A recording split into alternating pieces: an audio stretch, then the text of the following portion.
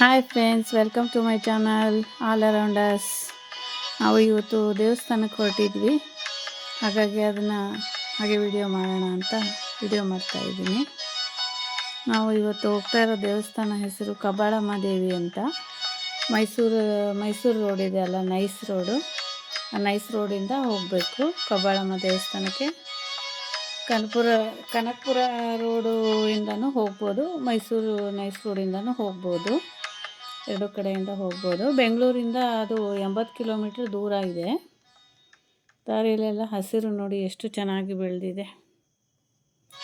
ಎಲ್ಲ ಕಡೆ ಹಸಿರು, ನೋಡಿದ ಕಡೆ ಎಲ್ಲ ಹಸಿರು, ಗಿಡಗಳು, ಹೂಗಳು ಎಲ್ಲ ತುಂಬ ಚೆನ್ನಾಗಿ ಬೆಳೆದಿದೆ.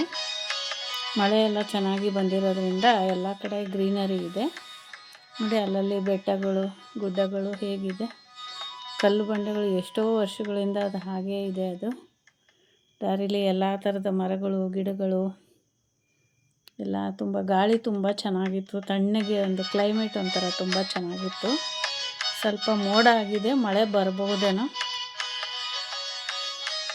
ಮಳೆ ಬರೋ ಲಕ್ಷಣಗಳು ಇತ್ತು ನೋಡಿ. ಬೆಟ್ಟ ಎಷ್ಟು ಚೆನ್ನಾಗಿದೆ.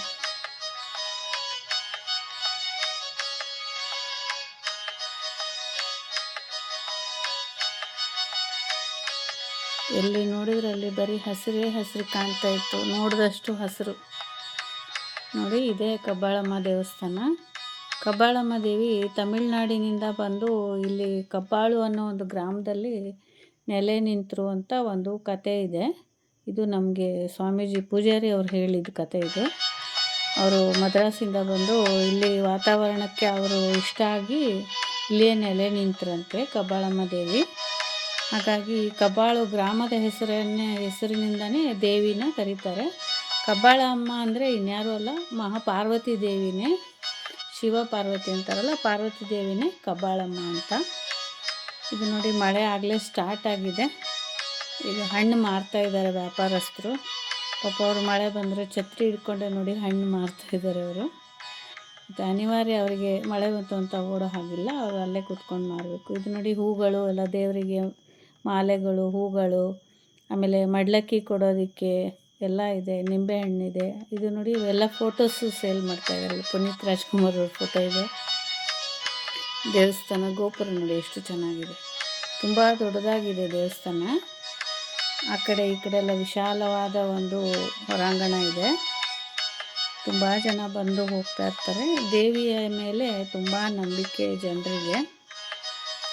ನಾವು ಅಂದುಕೊಂಡಿದ್ದೆಲ್ಲ ದೇವಿ ನಡೆಸಿಕೊಡ್ತಾಳೆ ಅಂತ ಹೇಳ್ತಾರೆ. ಆದರೆ ನಾವು ಒಳ್ಳೆಯದನ್ನೇ ಕೇಳಿಕೊಂಡ್ರೆ ದೇವಿ ಖಂಡಿತವಾಗ್ಲೂ ನಡೆಸ್ಕೊಡ್ತಾಳೆ. ನಾವು ಕೆಟ್ಟದ್ದು, ಇನ್ನೊಬ್ರಿಗೆ ಕೆಟ್ಟದ್ದು ಬೇಸೋದು ಆ ಥರ ಏನೋ ಕೇಳ್ಕೋಬಾರ್ದು. ಆ ಥರ ಒಳ್ಳೇದು ಕೇಳಿದ್ರೆ ದೇವಿ ನಡೆಸ್ಕೊಡ್ತಾಳೆ. ಇದು ನೋಡಿ, ಅಲ್ಲೇ ಒಂದು ಪಾರ್ಕ್ ಮಾಡಿದ್ದಾರೆ ಪಕ್ಕದಲ್ಲೇ, ಎಲ್ಲ ಹೂವಿನ ಗಿಡಗಳು ಹಾಕಿದ್ದಾರೆ. ಒಂಥರ ಎಷ್ಟು ಚೆನ್ನಾಗಿ ಬಂದಿದೆ ನೋಡಿ, ಗಿಡಗಳೆಲ್ಲ ಸೊಂಪಾಗಿ ಬಂದಿದೆ. ಅದು ಊಟದ ಮನೆ, ಅದು ಆ ಕಡೆ ಇರೋದು. ಇದು ಕಬ್ಬಾಳಮ್ಮ ದೇವಿಯ ಮೂಲ ವಿಗ್ರಹ. ಇದು ಗಣೇಶ ವಿಗ್ರಹ. ಇದು ಬೆಳ್ಳಿ ನಂದಿ. ಇದು ನಂದಿ ಎರಡು ದೇವಸ್ಥಾನ ಇದೆ. ಒಂದು ಬೆಳ್ಳಿ ನಂದಿ, ಇದು ಇನ್ನೊಂದು ಶಿಲೆ, ಕಲ್ಲಿನಿಂದ ಮಾಡಿದ ನಂದಿ. ಇದು ಎರಡೂ ದೇವಸ್ಥಾನಗಳಲ್ಲಿ ಪೂಜೆ ಸಲ್ಲಿಸ್ತಾರೆ ನೋಡಿ. ಇದು ವಿಗ್ರಹ, ನಂದಿ ವಿಗ್ರಹ ಮೇಲೂ ಇದೆ. ಇಲ್ಲಿ ಸೈಡಲ್ಲೆಲ್ಲ ಗಿಡಗಳು ಹಾಕಿದ್ದಾರೆ, ಹೂವಿನ ಗಿಡ. ಎಷ್ಟು ಚೆನ್ನಾಗಿ ಹೂಗಳೆಲ್ಲ ಬಿಟ್ಟಿದೆ ನೋಡಿ. ಎಲ್ಲೆಲ್ಲಿಂದನೂ ಜನಗಳೆಲ್ಲ ಬರ್ತಾರೆ ಕಬ್ಬಾಳಮ್ಮ ದೇವಿಯ ದರ್ಶನಕ್ಕೆ. ಬರೀ ಬೆಂಗಳೂರಿಂದ ಹತ್ತಿರದವರೆಲ್ಲ, ದೂರದಿಂದ ಎಲ್ಲ ಬರ್ತಾರೆ. ಇಲ್ಲಿ ಯಂತ್ರ ಕಟ್ತಾರೆ, ಮಕ್ಕಳೆಲ್ಲ ಹೆದರ್ಕೊಂಡಿದ್ರೆ ಆ ಥರ. ದೊಡ್ಡವ್ರಿಗೆ ಏನಾದರೂ ಒಂದು ಇದು ಇದ್ದರೆ ಯಂತ್ರ ಕಟ್ತಾರೆ, ಯಂತ್ರ ಕಟ್ಟೋ ಜಾಗ ಅದು. ಇದು ನೋಡಿ, ಹೂವು ಎಲ್ಲ ಮಾರೋದು.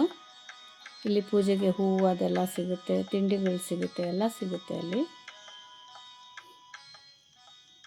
ಕೆಂಪು ಹೂಗಳು ನೋಡಿ ಎಷ್ಟು ಚೆನ್ನಾಗಿ ಅರಳಿದೆ. ಈ ಮಳೆ ಬಂದಿದ್ದಕ್ಕಂತೂ ಇನ್ನೂ ಚೆನ್ನಾಗಿ ಹೂಗಳೆಲ್ಲ ಅರಳಿದೆ.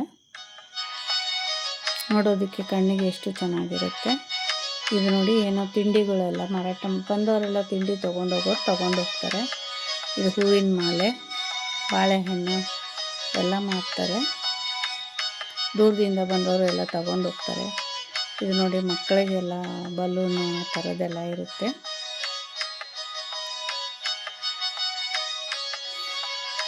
ಇದು ದೇವಿ ಪ್ರಸಾದ ಅಂದ್ಬಿಟ್ಟು ಹಣೆಗೆ ಗಂಧ ಇಟ್ಟಿದ್ರು, ಅದನ್ನ ಯಾಕೆ ಒರೆಸೋದು ಅಂತ ಹಾಗೆ ಬಿಟ್ಟಿದ್ದೀನಿ. ದೇವಿಯ ಪ್ರಸಾದ ನಾವು ಏನು ಇದು ಮಾಡೋಕ್ಕಾಗಲ್ಲ.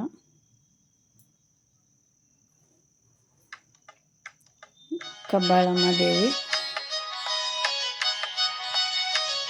ಗಣೇಶ, ನಂದಿ, ಶಿಲಾನಂದಿ ಪೂಜೆ ಎಲ್ಲ ಮಾಡಿಕೊಂಡು ಪೂಜೆ ಮುಗಿಸ್ಕೊಂಡು ಬರ್ತಾಯಿದ್ದೀವಿ. Thank you friends, thank you for watching.